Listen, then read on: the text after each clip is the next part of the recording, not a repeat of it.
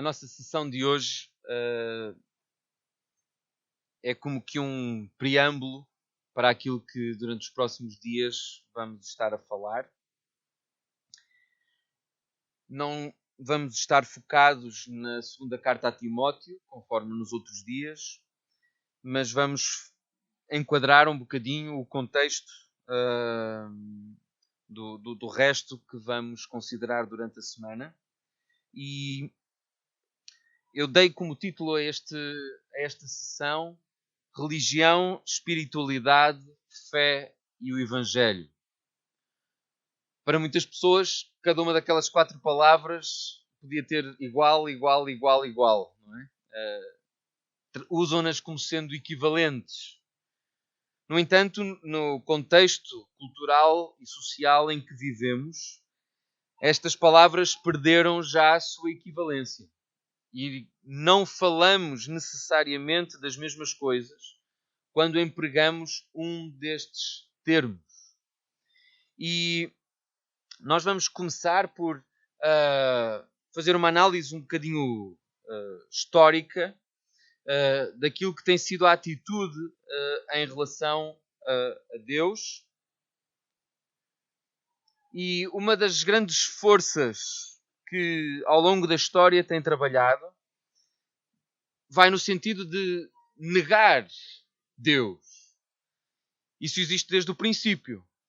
Quando Satanás veio para tentar Adão e Eva, ele lançou imediatamente a dúvida sobre a bondade de Deus, sobre as intenções de Deus, sobre o caráter de Deus. Quando diz, foi mesmo assim que Deus disse. Quando diz, Deus não quer que sejam como Ele. E esta semente que depois brotou também no coração do homem, ela tem dominado o seu coração desde aí. E há uma inclinação natural em todo o homem que pisa a face desta terra de fugir de Deus e de negar Deus. E essas raízes de ateísmo, elas têm-se desenvolvido ao longo da história, mas elas assentam basicamente nos mesmos princípios. E nós podíamos falar, quando houve, porventura, a grande explosão ateísta como um movimento organizado anti-Deus, lá no século XVIII, na altura do Iluminismo, e os dois grandes vetores de ação desta corrente de pensamento foram a confiança na razão humana, por um lado, e a confiança na bondade humana. Confiar na razão humana porque se sentia e pensava e confiava que o intelecto humano, a sua inteligência, a sua mente, permitiria que os homens criassem paz e prosperidade. Mas que, pelo contrário, aquilo que atribuíam à religião, a superstição, o fanatismo, geram guerra e miséria. É verdade que, ao longo da história, muitos dos contextos de guerra e de miséria estão intimamente associados com um certo movimento religioso. E, ao pegar nesta contraposição, os proponentes desta teoria, deste movimento, iriam despertar no coração daqueles que os ouviam uma certa concordância. Realmente, quando agimos por superstições e fanatismos, o resultado parece ser a guerra e a miséria. Então temos que dar ouvidos à razão. Se confiarmos na nossa capacidade de fazer e de pensar, alcançaremos paz e prosperidade. Desde essa altura até os dias de hoje, esta intenção está bem firme no coração de muitos. Por outro lado, o Iluminismo defendia uma confiança na bondade humana. Ou seja, rejeitar a ideia de pecado original, rejeitar a ideia de que somos inerentemente maus e inclinados para o mal. Por oposição, somos capazes de todo o bem. Então, Dizia-se que a educação conduz à liberdade e às virtudes reais. Se formos capazes de educar as pessoas, algo que está alicerçado no primeiro princípio, elas serão capazes de sentir de maneira diferente, de agir de maneira diferente, de ser verdadeiramente livres. E, sendo livres, elas serão capazes de viver as reais virtudes. Não por imposição e fardo e fanatismo, não por zelo religioso em sacrifícios pela santidade, mas de uma maneira natural. Ouvimos isto ainda nos dias de hoje. Quando falamos em países subdesenvolvidos, logo os chavões de melhor ajudar aquelas pessoas precisam de melhor educação, de mais educação, então elas serão capazes de viver em harmonia. Vão ter paz, vão ter prosperidade e aquilo que são conflitos tribais, regionais, religiosos vão ser sanados. Há uma raiz de verdade em tudo isso, certamente. Quanto mais instruídas as pessoas forem, mais disponíveis estarão para o diálogo, para a concertação. Quanto mais educadas nos princípios sociais de convivência com o outro elas forem, mais disponíveis estarão para construir consensos e pontes e apelar à paz. Mas dizer que por causa disto Deus morreu e Deus não é necessário e Deus pode ser tirado da equação, essa é a grande arma do ateísmo. E o último pilar que temos ali flui destes dois, que é, bem, se com a nossa razão nós somos capazes de construir um mundo próspero e pacífico, e se porque somos inerentemente bons, e se formos assim ensinados, alcançaremos verdadeira liberdade e conciliação com o próximo, então não precisamos de religião no sentido teológico, mas precisamos apenas de bons princípios cívicos e seculares, e isso constitui em si mesmo uma própria forma de religião. Uma forma de buscarmos algo melhor do que temos, de buscarmos a felicidade, de buscarmos a satisfação pessoal, de buscarmos a realização dos nossos sonhos.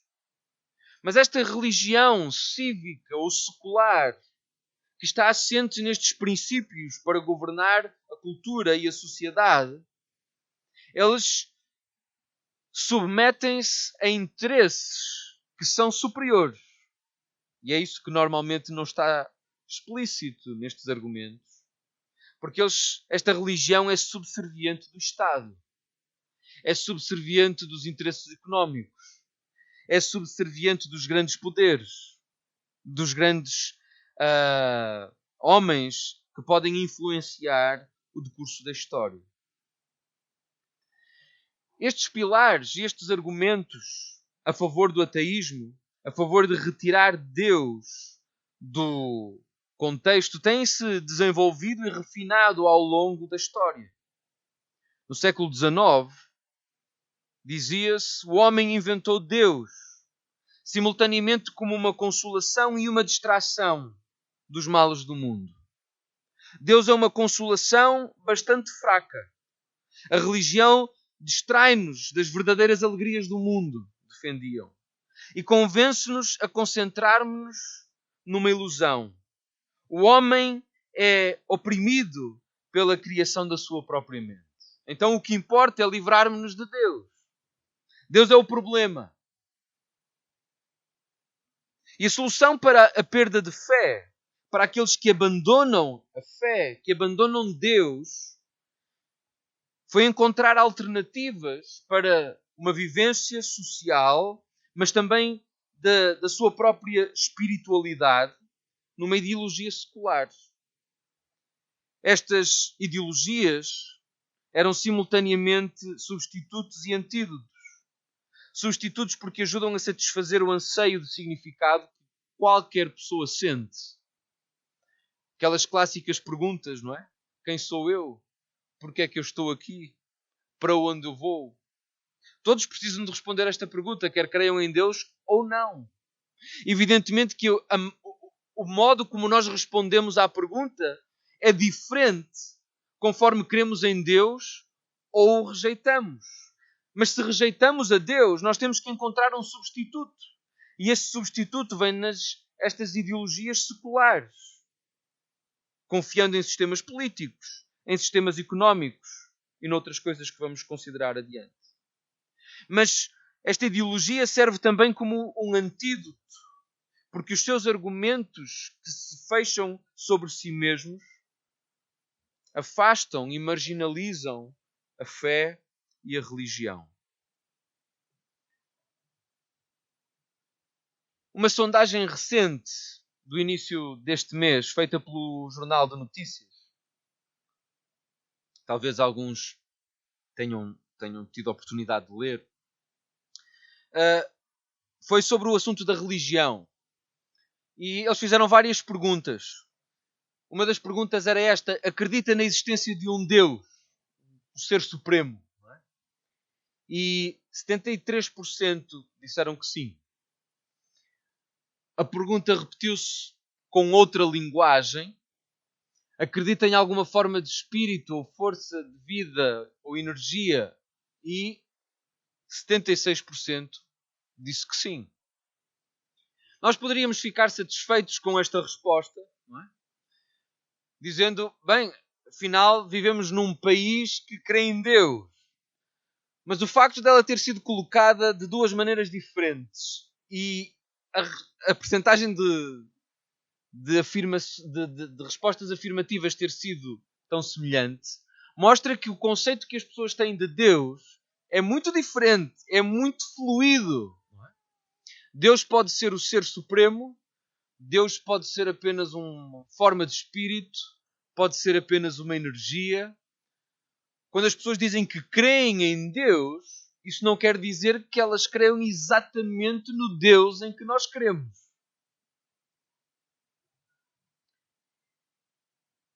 Mas o que dá para percebermos desta análise é que, de alguma maneira, a grande maioria das pessoas continua disposta a crer em algo que está fora de si, além de si próprio.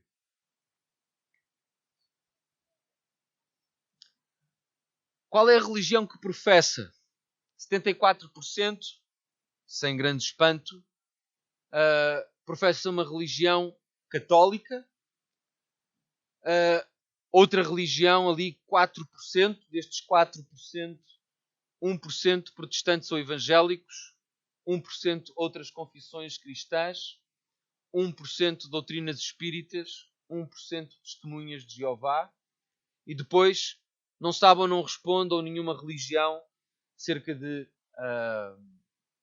25% mais ou menos. Então, esmagadoramente, a população portuguesa diz: nós cremos em Deus, nós somos pessoas de fé, religiosas. Fiz as neiras.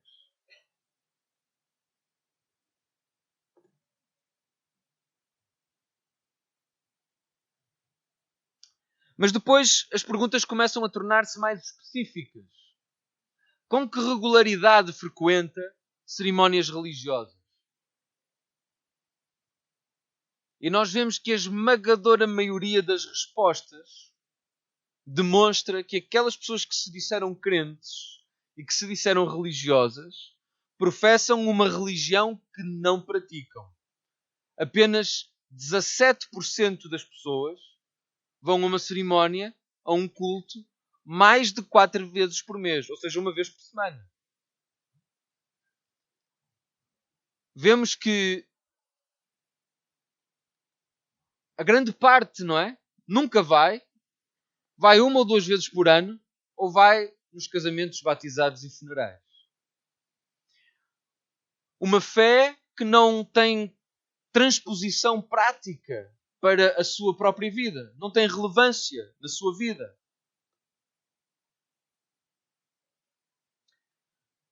Perguntava-se depois sobre determinados princípios religiosos, princípios de fé. Os padres católicos devem poder casar. 87% responde sim. As freiras devem poder celebrar missa. 76% dizem sim. Os divorciados católicos devem poder voltar a comungar. 93% dizem sim. Os casais homossexuais devem poder casar pela igreja. 65% dizem sim. Estas respostas, elas são importantes, porque as questões foram colocadas propositadamente sobre questões, não é, que são princípios que são defendidos, não é, aqui no caso pela Igreja Católica, e que as pessoas que professam ser católicos e que professam essa fé não aceitam viver debaixo desses princípios. Ou seja, as pessoas dizem que têm fé, mas não praticam a sua fé e negam os princípios da sua própria fé. Os responsáveis pela Igreja devem pronunciar-se sobre que temas?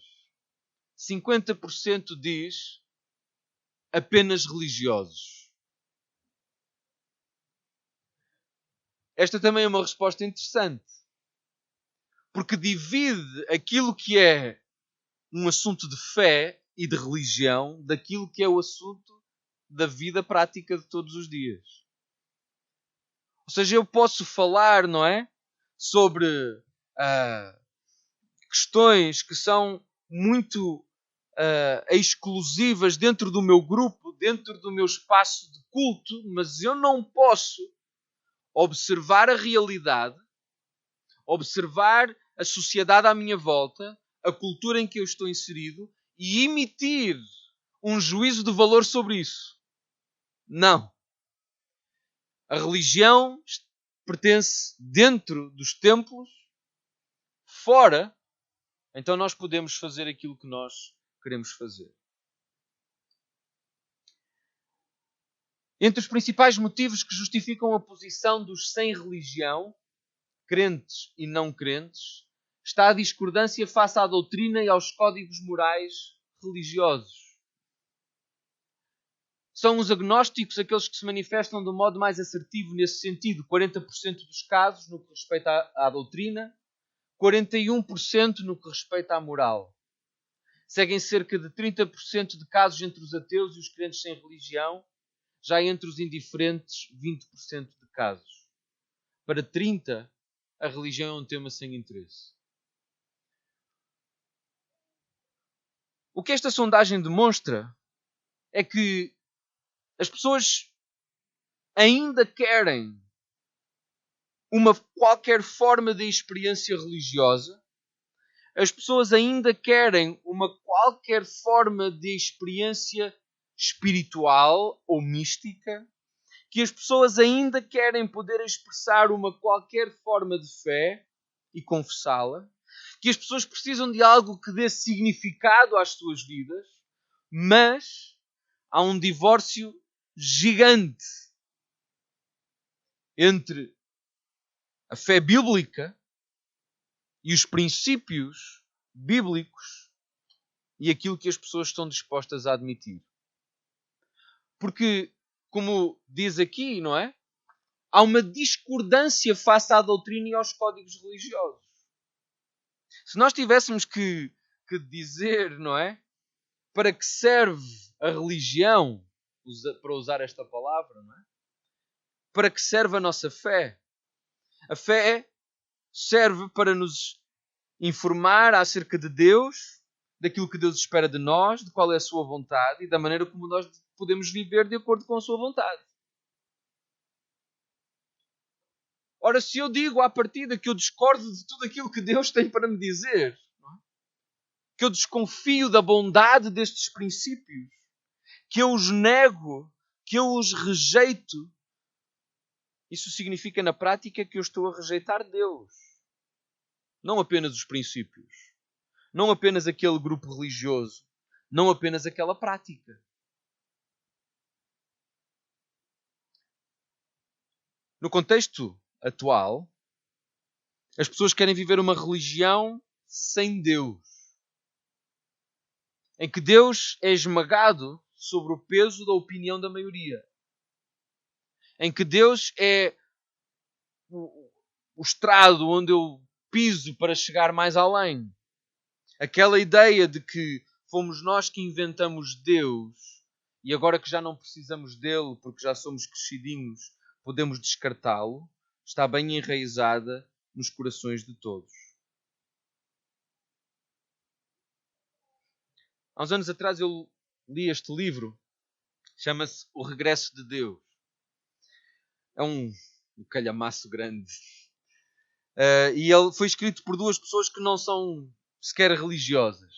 Dois jornalistas da revista The Economist norte-americana. E eles fizeram uma análise sobre uma tendência que eles, enquanto jornalistas, notaram sobre o regresso da fé, sobre o crescimento da fé nos Estados Unidos e na exportação que essa fé estava a passar para contextos até além fronteiras. E eles fazem uma análise histórica e é um livro bastante interessante de quem está de fora e olha para nós. E a dada altura eles escreveram assim: no final do século XX, os intelectuais tinham poucas dúvidas de que o homem moderno ultrapassara Deus.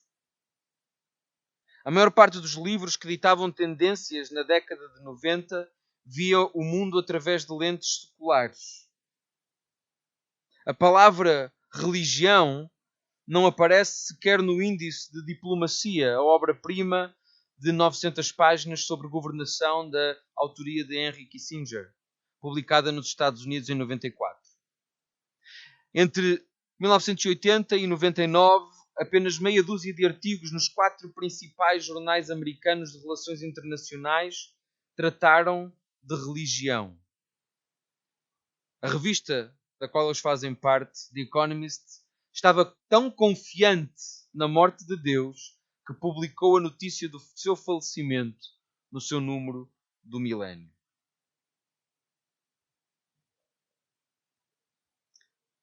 Parece que Deus morreu, não é? Parece que as pessoas não querem mais, não é? Mas as fórmulas que estamos a tentar, enquanto sociedade, estão longe de serem bem-sucedidas. E permitam partilhar uma outra leitura deste livro, que também não é pequeno, que se chama História Breve da Humanidade, escrita por um historiador judeu que tem dois livros, um que olha para o passado, outro que olha para o futuro. E no final deste livro, em que ele faz um olhar sobre a história, ele diz: há 70 mil anos o Homo sapiens era ainda um animal insignificante que fazia a sua vida num canto de África. Nos milénios que se seguiram, transformou-se no senhor do mundo inteiro e num dos flagelos do ecossistema. Hoje está prestes a tornar-se num Deus, preparado para adquirir não só a juventude eterna, como também as capacidades divinas da criação e da destruição. O avançar da ciência, assim, parece indicar. Infelizmente, o domínio sapiens na Terra produziu até agora pouco de que possamos orgulhar-nos. Dominamos o meio envolvente, aumentamos a produção de alimentos, construímos cidades, estabelecemos impérios e criamos extensas redes de comércio. Mas teremos diminuído o nível de sofrimento no mundo? Vezes sem conta, um aumento considerável do poder humano não correspondeu necessariamente ao bem-estar do sapiens individual, geralmente provocando também um enorme sofrimento noutros animais. Ao longo das últimas décadas conseguimos finalmente fazer um progresso real no que diz respeito à condição humana, com a redução da fome, de pragas e das guerras. No entanto, a situação dos outros animais está a deteriorar-se mais rapidamente do que nunca e os melhoramentos da humanidade são demasiado recentes e frágeis para serem certos. Além disso, apesar das coisas espantosas que os humanos são capazes de fazer, continuamos sem ter a certeza dos nossos objetivos e parecemos estar mais descontentes do que nunca. Avançamos das canoas para as caravelas, para barcos a vapor, para vai-vens espaciais, mas ninguém sabe para onde vamos.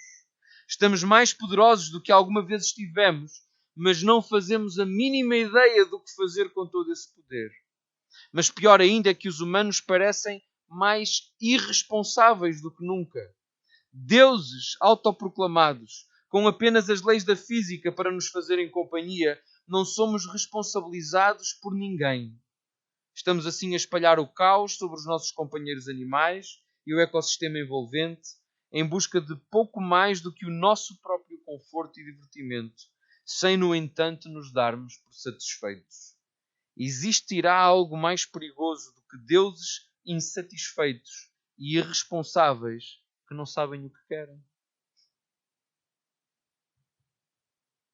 Que retrato!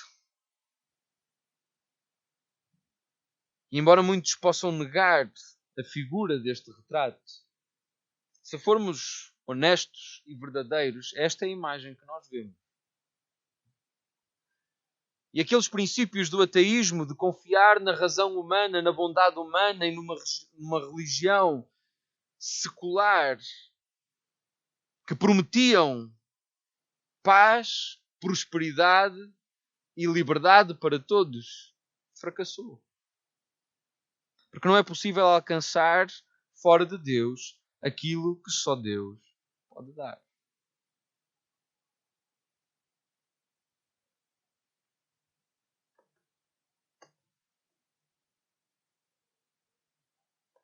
Vamos abrir as nossas Bíblias em Gálatas.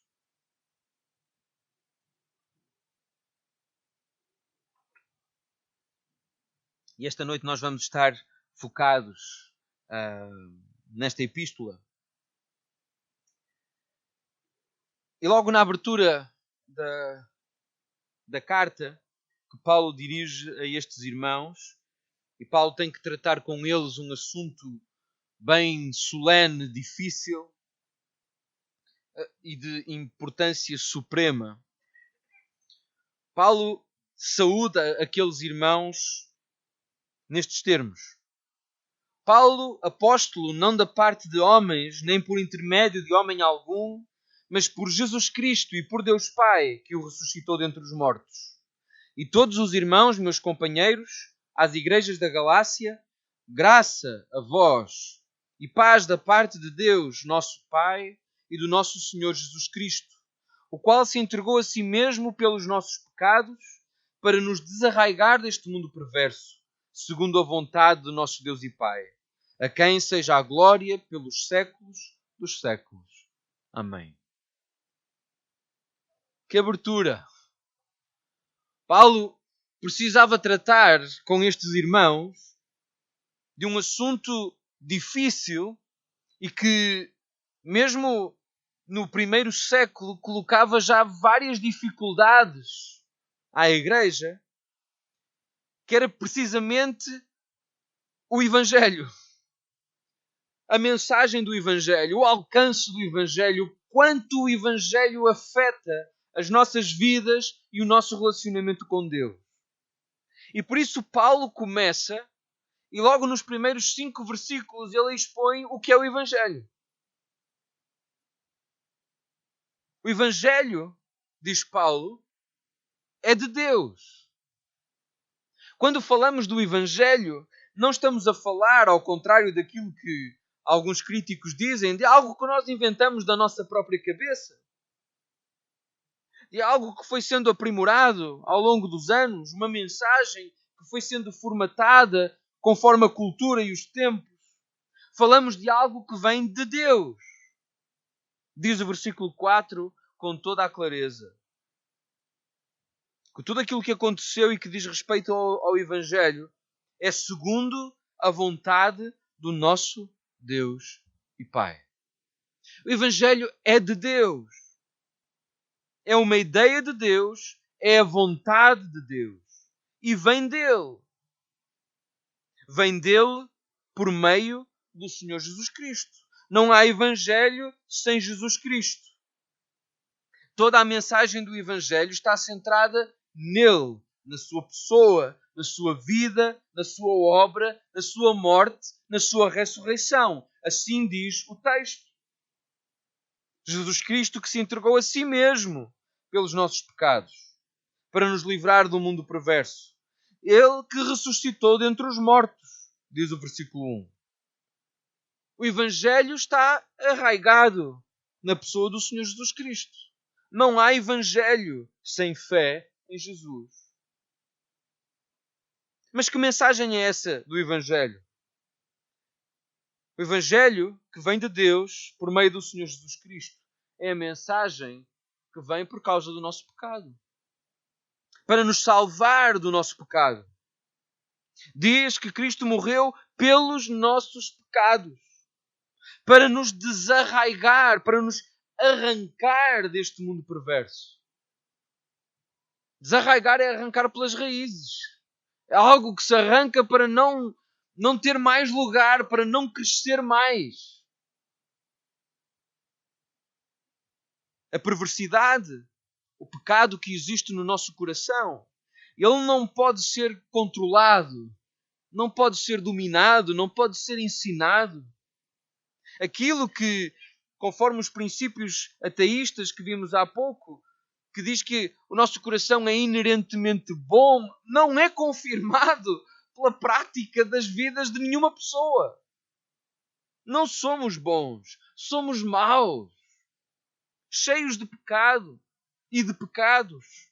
E ele está tão enraizado em nós, tão imbuído em quem somos, que a única maneira de nos vermos livres dele é se ele for arrancado de nós.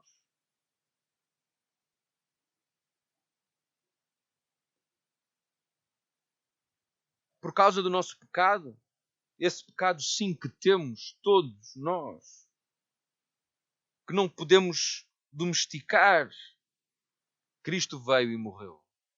A mensagem do Evangelho é esta, que foi vontade de Deus que pela morte do seu Filho Jesus Cristo nós pudéssemos ser perdoados dos nossos pecados, nós pudéssemos ser livres dessa raiz de pecado que está em nós e de uma vez por todas afastados sequer da presença do pecado, como acontecerá na glória.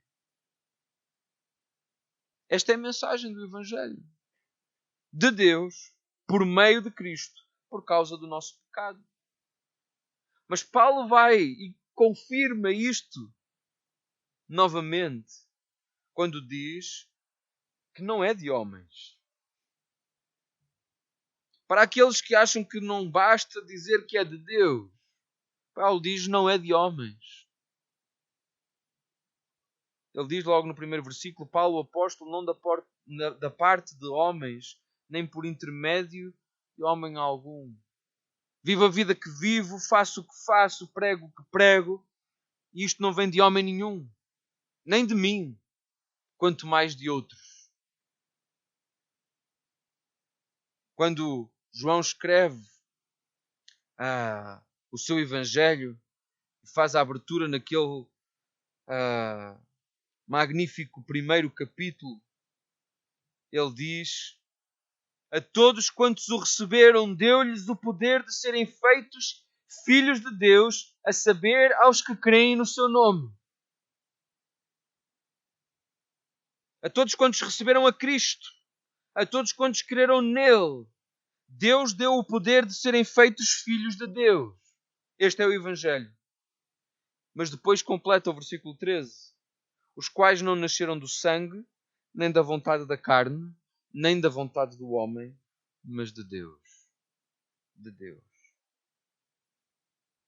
E porque é de Deus, por Cristo, para a nossa salvação e não de nós, ele também é para a glória de Deus. Como ele termina, não é? No versículo 5. A quem seja a glória pelos séculos dos séculos. Quando falamos do Evangelho, falamos, na verdade, da maneira mais maravilhosa pela qual Deus se revelou a cada um de nós. Uma maneira tão maravilhosa, tão bondosa, tão cheia de graça, que não nos deve fazer ter medo, que não nos deve fazer fugir dele, que não nos deve sentir que está a ser colocado um fardo em cima de nós. Pelo contrário, o Evangelho é tão sublime que ele é a água para o sedento, ele é a cura para o que está doente, ele é o vigor para o que está cansado, ele é a vida para o que está morto. Por que razão então tantas pessoas reagem contra o Evangelho? Por que razão então tanta gente se esforça por fugir de Deus? Por que razão então tantos olham, não é, para os princípios e as doutrinas e as condutas morais como algo que não é bom seguir? Como é que nós chegamos a este ponto em que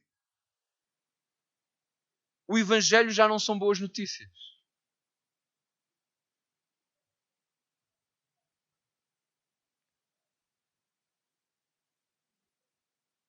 Paulo escreve esta carta para combater aquilo que ele diz e que chama como um outro Evangelho. Ele diz no versículo 6: admira-me que estejais passando tão depressa daquele que vos chamou na graça de Cristo para outro Evangelho.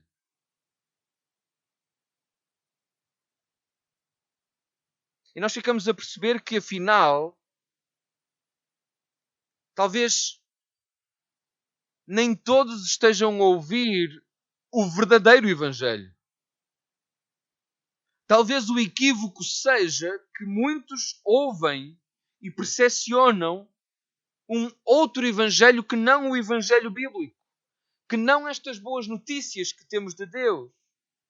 E sobre este outro Evangelho, Paulo chama-lhe, no versículo 6, que não é de Deus, é outro, não é o que vem de Deus. No versículo 7 diz que ele é falso.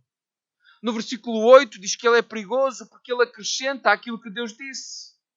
No capítulo 2 e no versículo 4 ele torna a afirmar que ele é falso e que aprisiona. No capítulo 13 e no versículo 3 ele diz que esse evangelho é carnal. No capítulo 4, versículo 9, torna a dizer que ele escraviza. No capítulo 5, versículo 1, ele repete isso, que ele nos faz escravos. No versículo 2, ele diz claramente, não salva. Bem, e se estes são os atributos desse outro Evangelho, talvez não seja de admirar que tantos o rejeitem. Há uma diferença abissal entre o Evangelho bíblico de Jesus Cristo, as boas notícias de salvação, sobre a graça e a misericórdia de Deus para com os pecadores e do perdão de pecados por meio de Jesus Cristo, para este Evangelho que perverte a verdade, que acrescenta aquilo que o próprio Deus pede, que escraviza, que é carnal e que não tem nenhuma esperança de salvação. Eu rejeitaria este Evangelho.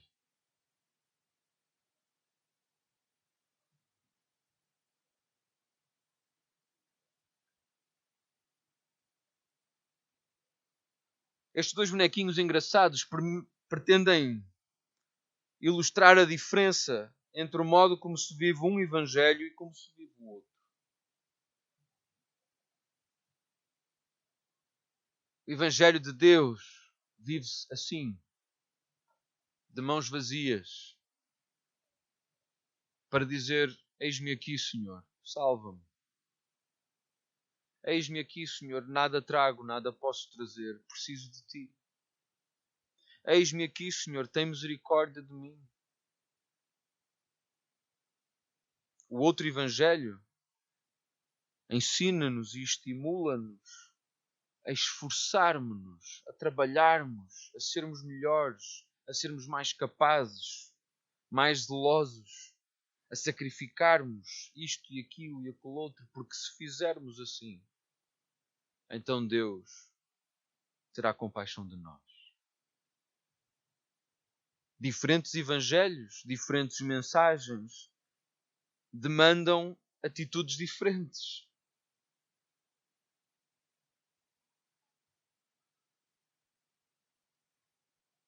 No versículo 10 do capítulo 1, Paulo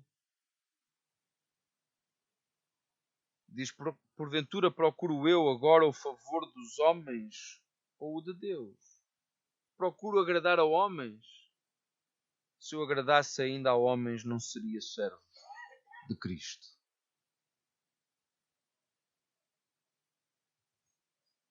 Um evangelho está focado em Deus, o outro evangelho está focado no homem. E Paulo diz: eu não corro para agradar aos homens. Eu não corro para me pôr a mim no centro. Eu não corro para vos colocar a vós no centro. Eu procuro o favor de Deus. Eu quero servir a Cristo. E a linguagem que Paulo utiliza nesta carta, talvez estejamos familiarizados com ela, é bem violenta. Ele diz no versículo 9, por exemplo, podemos até ler o 8, ainda que nós, ou mesmo um anjo vindo do céu, vos pregue um evangelho que vá além do que temos pregado, seja anátema, maldito. Assim como já dissemos, e agora repito, se alguém vos prega um evangelho que vá além daquele que recebestes, seja anátema, maldito. A questão aqui que suscitou esta reação, esta intervenção de Paulo com esta epístola, é que nesta igreja local, ou neste conjunto de igrejas, nesta região, a igreja era composta por uma multidão mista entre gentios que se converteram ao cristianismo e judeus que também se converteram. E quando nós lemos não apenas esta carta, mas até nos relatos em Atos, etc., nós percebemos que a convivência destes dois grupos, que durante séculos viveram em inimizade um contra o outro, porque durante muito tempo os judeus foram formatados a pensar, não é, que nós somos o povo escolhido de Deus, todas as bênçãos de Deus são para nós somos privilegiados, damos graças a Deus por não sermos gentios.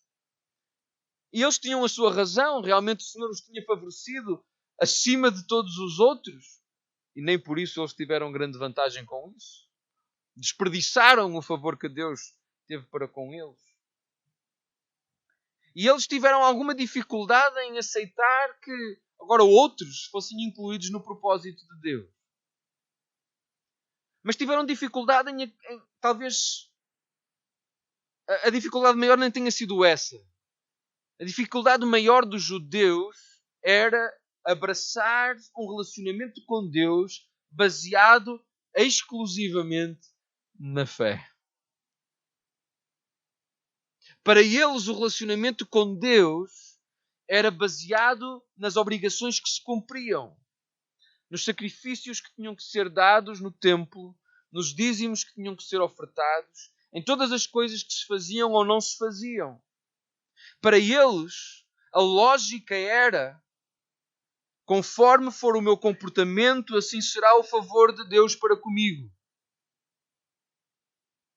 E agora, abraçar a fé em Cristo como o único fundamento para o relacionamento com Deus era uma ideia difícil de encaixar para estes homens.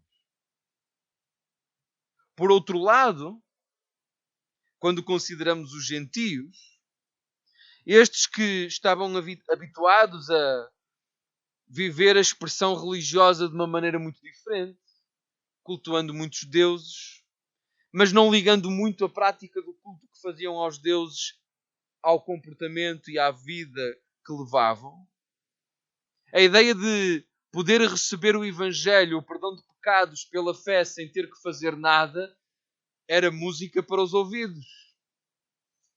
E a ideia de que há sempre mais graça para perdoar os pecados que eu vou cometendo era uma música ainda melhor. Não eram só os Gálatas que lutavam com esta ideia, não é? Quando Paulo escreve aos Romanos, ele aborda bem esta questão, quando diz: então eu vou permanecer no pecado para que a graça seja mais abundante? Então, se uns tinham dificuldade em viver apenas pela fé, outros achavam que a fé dava oportunidade para viver de qualquer maneira. E é claro que quando nós colocamos estes dois grupos a coexistir, não é? Num corpo que é a igreja, isso suscitava desconfianças de uns para com os outros, não é? Conflitos.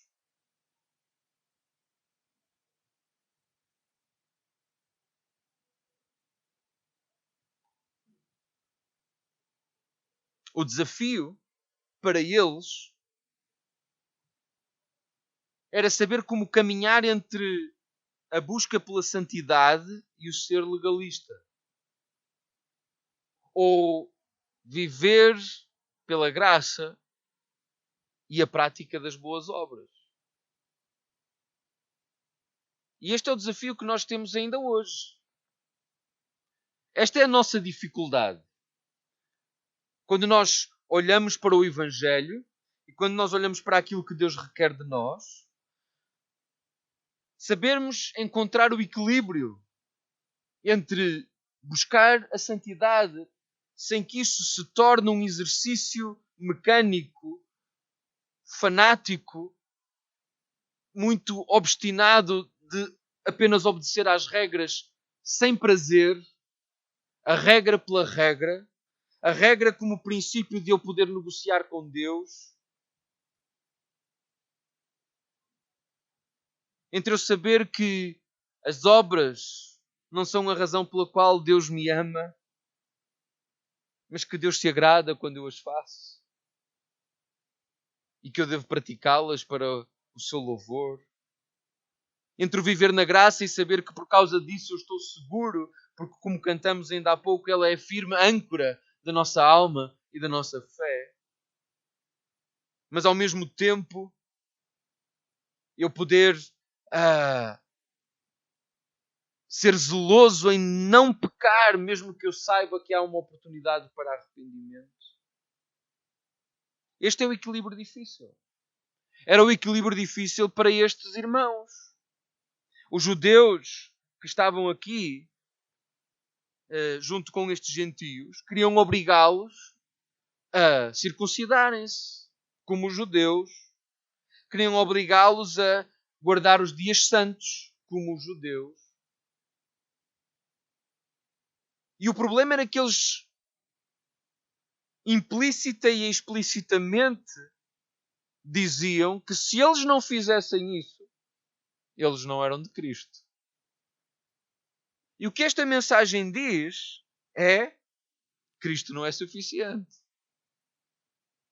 Sou salvo por Cristo, mais as obras que eu faço.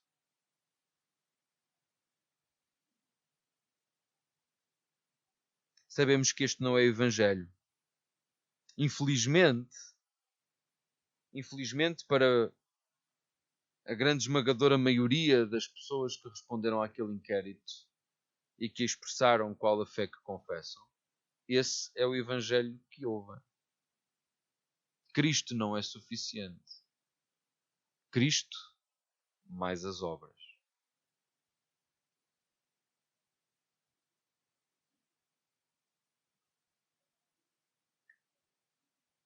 Paulo escreve e diz que quando nós não sabemos discernir bem a diferença entre santidade e legalismo, graça e obras, nós partimos para proclamar e viver um outro evangelho, que não o evangelho de Cristo. E esta questão é tão grave que Paulo escreveu esta carta e falou nos termos em que falou com estes irmãos. E no capítulo 5, ele fala, escrevi ali, a liberdade pelo Evangelho podia ser as virtudes do Evangelho. Ele fala da diferença que o Evangelho realmente faz na vida daqueles que o ouvem e lhe obedecem.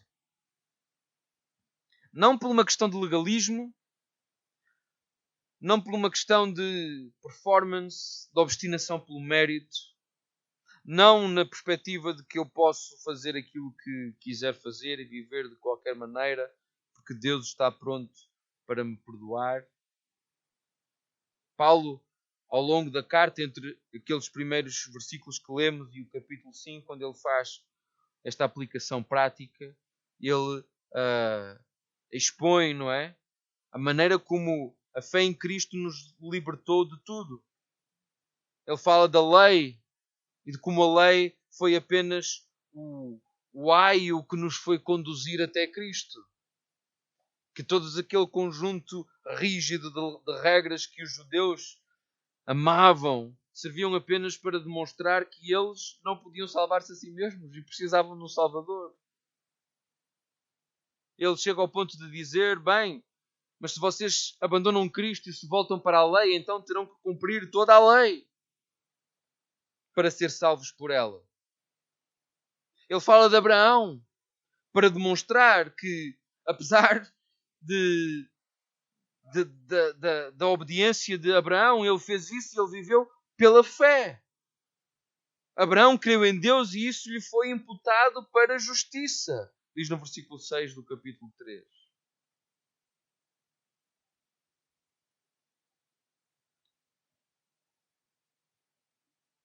Então, neste equilíbrio entre a nossa fé e a nossa obediência, nós encontramos a liberdade que há no Evangelho. E vamos ler a partir do versículo 13. Porque vós, irmãos, fostes chamados à liberdade. Porém, não useis a liberdade para dar ocasião à carne. Sede antes servos uns dos outros pelo amor. Porque toda a lei se cumpre num só preceito, a saber, amarás ao teu próximo como a ti mesmo. Se vós, porém, vos mordeis e devorais uns aos outros, vede que não sejais mutuamente destruídos.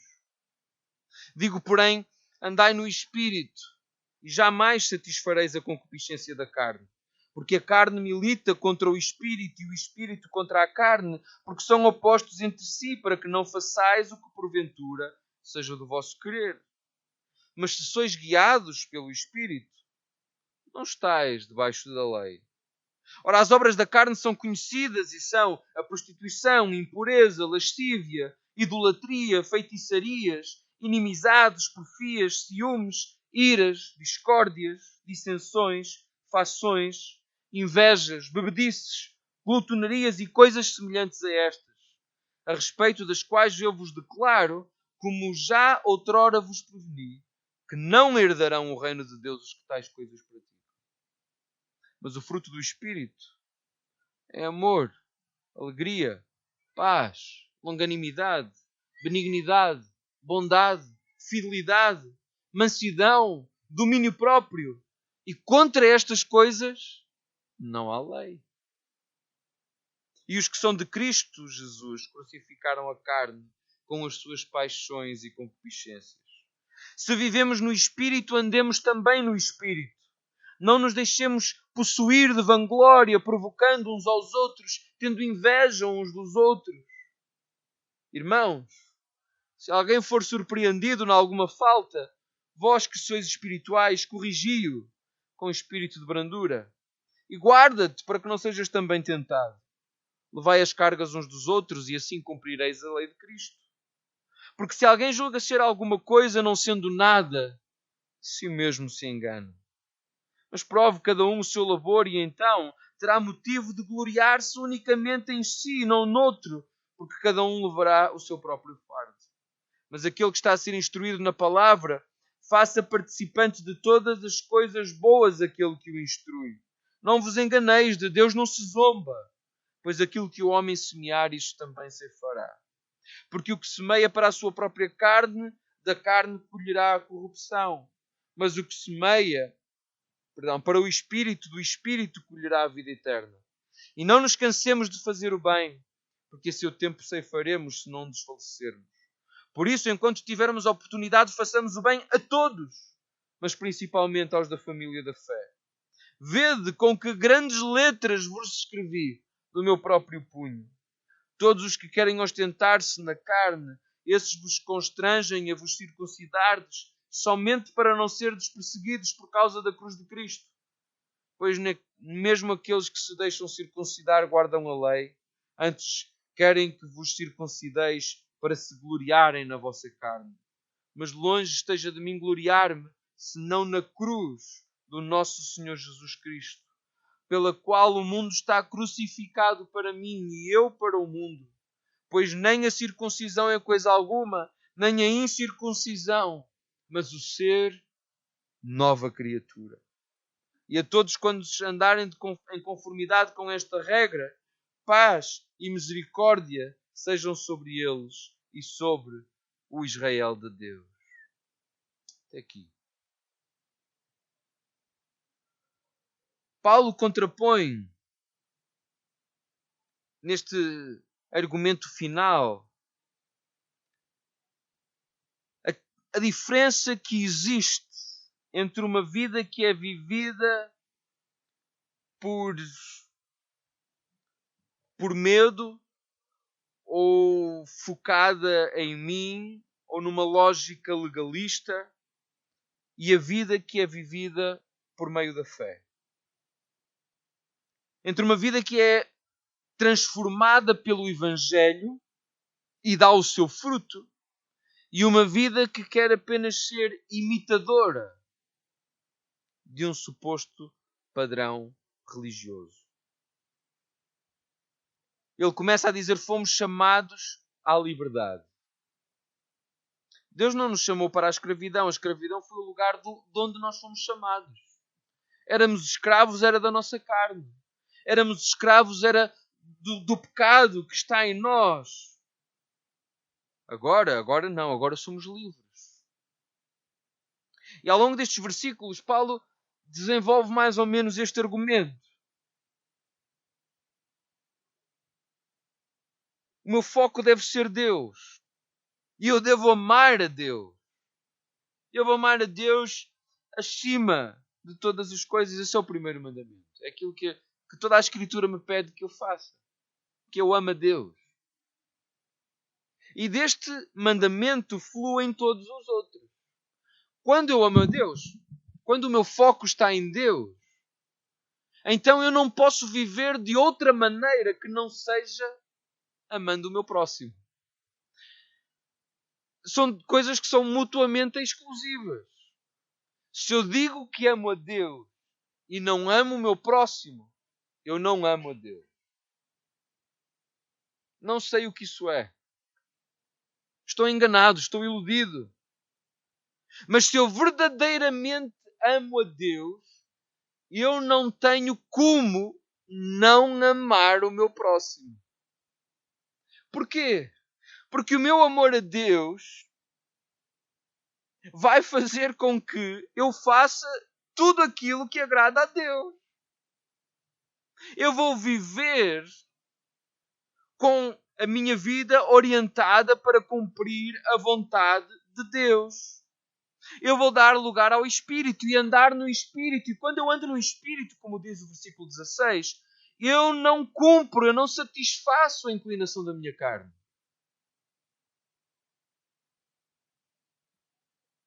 O que o fruto produz, o que o Espírito produz, é amor, alegria, paz, paciência, longanimidade, benignidade, bondade, fidelidade, mansidão, domínio próprio. E notem que muitos destes aspectos do fruto do Espírito têm a ver com o meu relacionamento com o outro. O amor, a longanimidade, podemos entendê-lo, não é? Quando temos que sofrer o agravo de alguém. A benignidade quando a estendemos aos outros. A bondade, a fidelidade, a mansidão. Tudo isso se vive na dinâmica com o outro. Do relacionamento com o outro.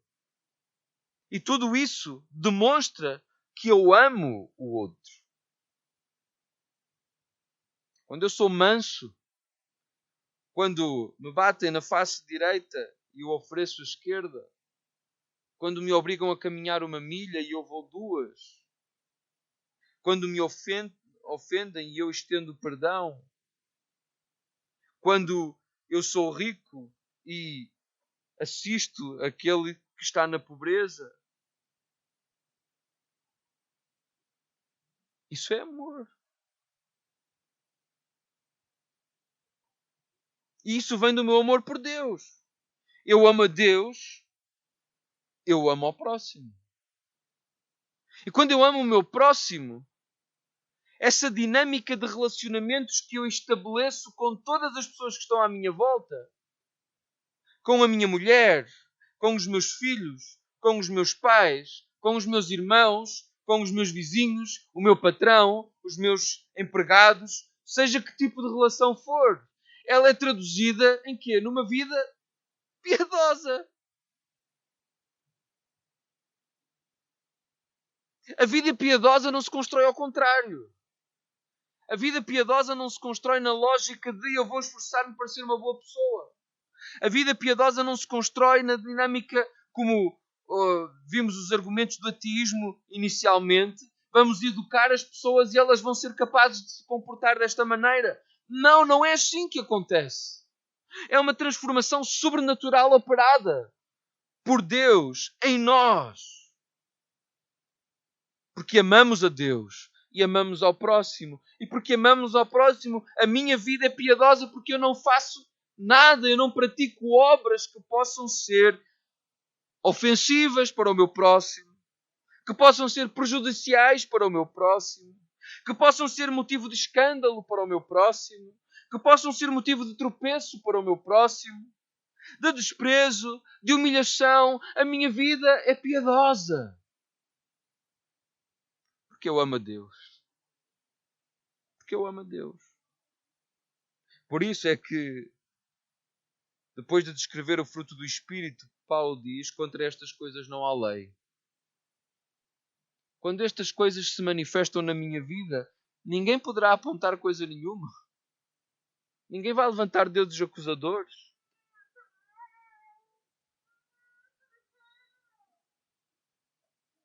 E a vida piedosa é a vida que nos faz experimentar satisfação plena em Deus.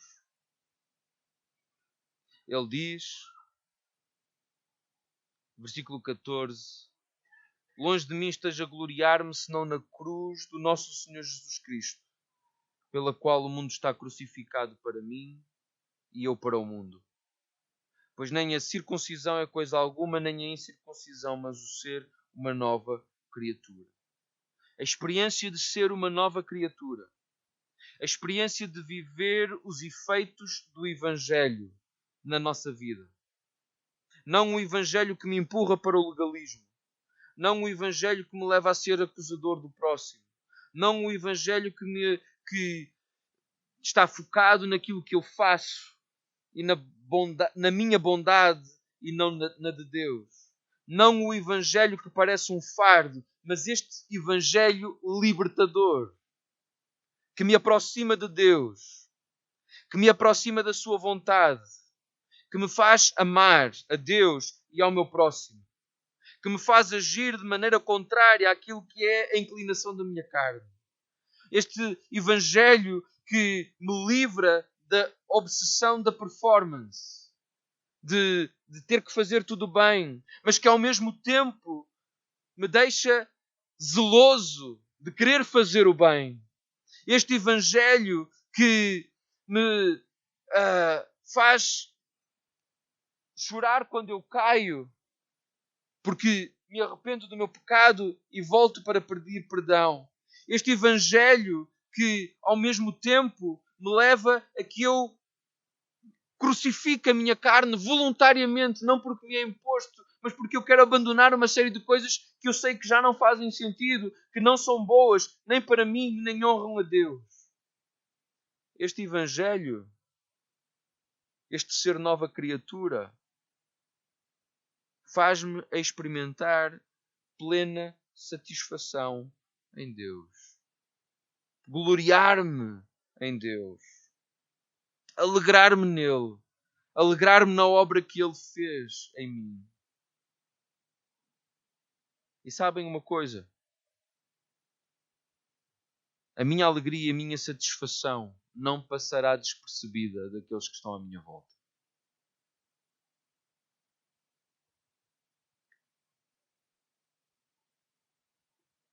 Há pouco eu perguntava, não é? Se o Evangelho são tão boas notícias, porque é que nos ouvidos do outro ele é percebido como más notícias?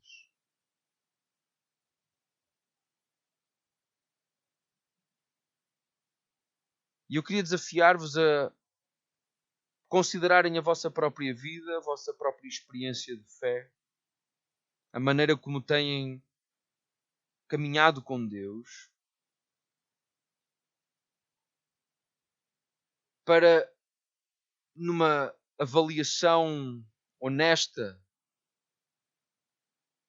daquelas de sondar o coração e as profundezas dele, nós podermos perceber que tipo de vida nós temos vivido, que tipo de evangelho. Será que o nosso evangelho, o evangelho que vivemos, é este que expressa o amor a Deus, o amor ao próximo, a vida piedosa, a satisfação em Deus?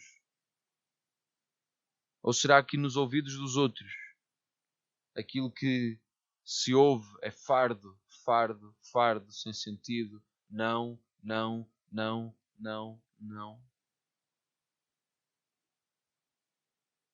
Nós temos princípios para defender que não são fáceis de defender no mundo em que nós vivemos hoje. E será cada vez mais difícil defendê-los publicamente, de viva voz. Vimos o resultado da sondagem, não é? A religião é para os templos. Na praça pública, silêncio. Será cada vez mais difícil. E se nós não soubermos, e esta é uma expressão que eu tenho usado frequentemente nos últimos tempos, se nós não soubermos demonstrar, quer com a nossa vida, quer pela maneira como proclamamos o Evangelho, a bondade da vontade de Deus, ninguém crerá no Evangelho que estamos a proclamar. Se nos ouvidos do outro o nosso Evangelho soar como legalismo, não serve. Se nos ouvidos do outro o nosso Evangelho soar como fardo, não serve. Se nos ouvidos do outro o nosso Evangelho soar como fanatismo, não serve. As pessoas estão sedentas de alguma coisa e elas procuram-na. A grande religião dos nossos tempos é o bem-estar, a felicidade, o prazer. Basta abrir a página de uma qualquer rede social e nós percebemos isso imediatamente. Num mundo virtual toda a gente é muito feliz. Todos estamos apressados para mostrar o quão felizes somos. Essa é a pressão que se sente. Há o culto do corpo, o culto do prazer, o culto do estar bem, dos momentos. E ao mesmo tempo que o Evangelho é ofensivo, e vai chegar lá e vai doer ouvi-lo, o Evangelho também precisa trazer esperança e vida. E quem o ouve tem que perceber nas nossas palavras essa esperança e essa vida. E tem que ler nas nossas vidas como a vontade de Deus é boa. Eu vivo da maneira que vivo. Eu abstenho-me das coisas que me abstenho, mas eu não estou triste. Eu não estou deprimido. Eu não me sinto um fracassado. Eu não ando para aí a lamentar-me pelos cantos. Eu vivo assim. E eu estou bem assim. E eu sou feliz assim. Eu tenho plena satisfação no propósito de Deus para a minha vida. E quando nós fracassamos em demonstrar isso, então nós estamos a falhar com o Evangelho. O Evangelho que nos foi confiado. Estamos a distorcê-lo. E estamos, na verdade, a pregar outro Evangelho. Que o Senhor nos livre de fazer assim. Amém.